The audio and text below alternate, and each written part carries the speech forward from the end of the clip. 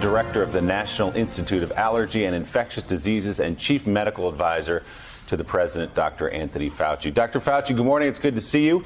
We want to talk about the state of coronavirus, but as you may have heard, many of your emails were made public in a FOIA request from BuzzFeed and the Washington Post. So let me ask you a couple questions on that. First of all, in April of 2020, the lab leak theory from the Wuhan lab was discussed in some of your emails. Dr. Collins, the head of the NIH, seemed to suggest it was a conspiracy. Did you agree at that time, in April of 2020, that the lab leak theory was a conspiracy theory? No, not necessarily at all. The situation is that we didn't know, and we still don't know, what the origin is. That if you look historically and the way things rolled out, we all felt, and still do actually, Willie, that it is more likely to be a natural jumping of species from an animal reservoir to a human. However, since we don't know that for sure, that you've got to keep an open mind. So you could say you think one thing is more likely than the other, but the fact that it could have been something else clearly was there. It was low on the list of what we thought the likelihood was, but in fact, that's the reason why we all are now saying there's a considerable amount, appropriately, of interest in trying to find out what the origin is. And that's why we're all in favor of a fair, open investigation to see if we can actually find out the origin. Because we want to make sure this doesn't happen again. Since those emails in April of 2020, Dr. Fauci, have you come around more to the possibility of a lab leak theory? Do you think it's more credible today than it was then? You know, I'm not so sure. I think one of the things that has stimulated interest, which I think is important to investigate, is the idea, and we need to find out if it's true or not, of the fact that there were some people who worked at the lab who got ill. We need to find out, A, is that true? And B, what was the nature of their illness? And those are things we just need to find out. So if that's something that turns out to be an important feature, then you could say, that may lean a little bit more towards one. But what I think people might be getting confused is the conflation of, is it more interest in it, or is there really more evidence? The evidence is very sparse, and that's the reason why we want to keep looking. The evidence for one or the other. If you look historically, the way things have rolled out, the original SARS-CoV-1, MERS, Ebola, the diseases that emerge from a reservoir in an animal, it happens all the time. And that's the reason why we feel that's the most likely. But since we haven't proven that, you've got to keep an open mind, and an open mind needs you continue to look as an open mind, not in a pejorative way of thinking that they did something nefarious or what happened. Just keep an open mind and take a look. And that's what everyone wants right now. The conventional wisdom for so long, as you know, is that it was zoonotic, that it went from an animal to a human being. There was talk of a bat in the wet market. There was talk of pangolins in the wet market. Is there more evidence for that theory than there is the lab leak? In other words, aren't they both equally possible? You know, obviously, when you say possible, anything is possible. And that's the reason why I say you need to keep an open mind. One of the things that people need to understand is that you need to keep looking for that link of the jump naturally from an animal to a human. I think one of the things that happened early on is that the scientists, you know, some people don't want to admit it, but the scientists in China, many of them are really very good scientists. I think epidemiology, one of the things that they did wrong is that they cleaned out the market as soon as there was this outbreak for fear that it would spread even more. That could have been an epidemiological mistake because they may have wiped out evidence of the jumping of species. But you still have to keep looking. And that's what everyone is doing, to continue to look.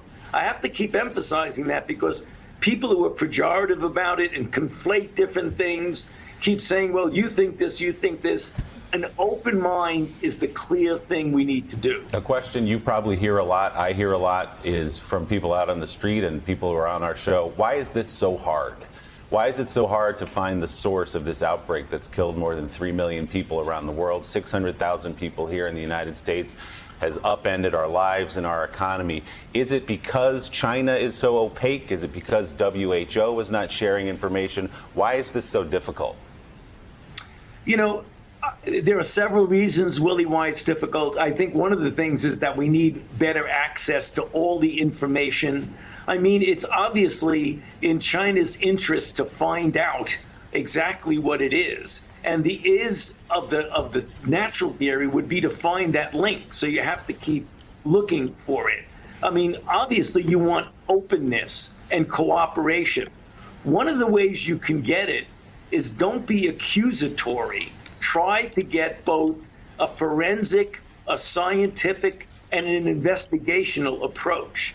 I think the accusatory part about it is only going to get them to pull back even more. We've got to do it in a combination of diplomacy, scientific, forensic investigation, and do it in a way that the people of good faith, not who want to do blame, but people in good faith are really trying to find out what the origin is. And we're seeing a lot of, I don't even want to describe it, a lot of pointing of fingers and things like that.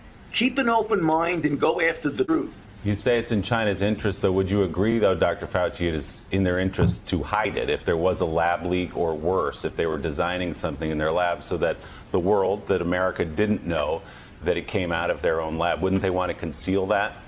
You know, Willie, I don't want to be speculating on that, because every time I say something like that, you know it as well as I, it will get completely taken out of context and go into the Twitter world like crazy. So, I mean, I'm going to leave that to other people and not surmise and guess whose interest it is. It's not helpful, because everything you say then gets completely taken out of context. Well, and it's really, it would be like me talking about what it's like to be an NBA player. I wouldn't know. I'm terrible in basketball. I mean, you're about medicine. You're about health. You're about studying that. These questions about China, I mean, that's up to the politicians to sort through. That's up to the politicians to figure out. It may not be in the best interest of China's leaders for this to come out. It's certainly, though, and I think the point you've made is it is certainly in the best interest of the Chinese people. And also, I'm sure a lot of medical doctors over there want that to happen as well. I just want to, let's just be very clear about this, because people love writing stories about how this has changed, and they go from last summer. A lot of people in mainstream media went after Tom Cotton for suggesting it could have come from a lab, to this summer. Now people are going after you, acting as if we all know for certain it came out of a lab. The truth is, we are still looking through a glass darkly, because we just don't have the data. We just don't have the information. And until we have that, doctor, we're not going to know, are we? Joe, that's just what I finished talking to Willie about. I'm sorry. I was actually practicing my jump shot in the back. So go ahead.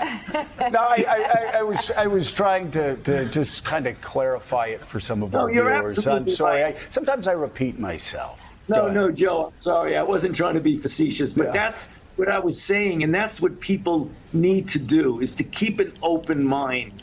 When people were saying it likely is a jump of species, because historically that happens all the time.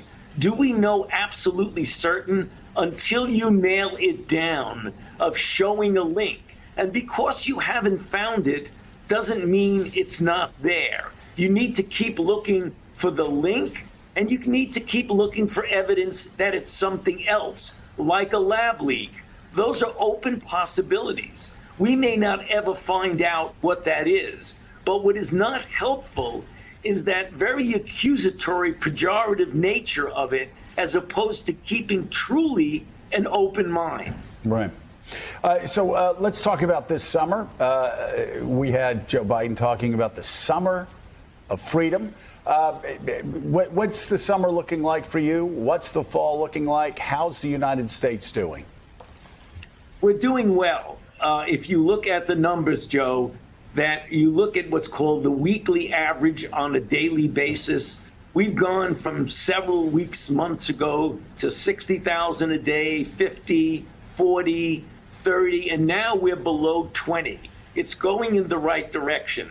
If we reach the goal of 70% and even more, hopefully, of individuals who are adults to get at least one dose by the 4th of July, that would be very good. The one thing that I am concerned about is because things look good and you look at that chart of the cases coming down, that people will pull back on getting vaccinated. And even though we're doing very well with vaccines, we don't want to declare victory prematurely. We really want to nail this, Joe. We don't want to say, well, you know, the cases are coming down. We don't need to get vaccinated. You need to vaccinate as many people as you possibly can if you really want to crush this. Around the world. Dr. Anthony Fauci, thank you very much for coming on the show. Thanks so much, Dr. Fauci. And coming up, my exclusive sit-down interview with the Speaker of the House, Nancy Pelosi, one of the remarkable women on the inaugural Forbes 50 over 50 list. Morning Joe is back in a moment.